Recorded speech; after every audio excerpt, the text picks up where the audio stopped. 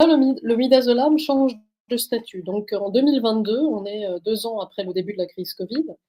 On sait que les médicaments de fin de vie ont été fortement mis en avant. On a tous entendu parler du Rivotril.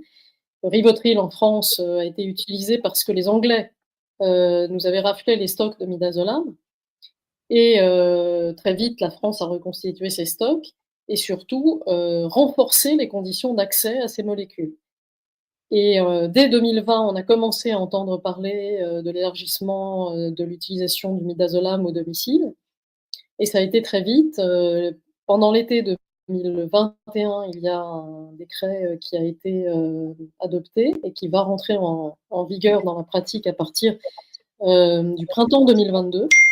Et ça va amener 2 choses. Déjà, l'élargissement des indications du midazolam, qui jusque-là était utilisé hors AMM dans les protocoles de sédation, et c'est extrêmement important.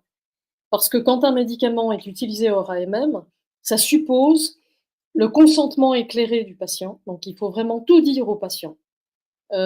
Expliquer les effets indésirables possibles, vraiment le renseigner de façon extrêmement précise. Donc déjà, ce médicament va changer de statut et ça correspond à un allègement de la responsabilité du médecin qui va le prescrire.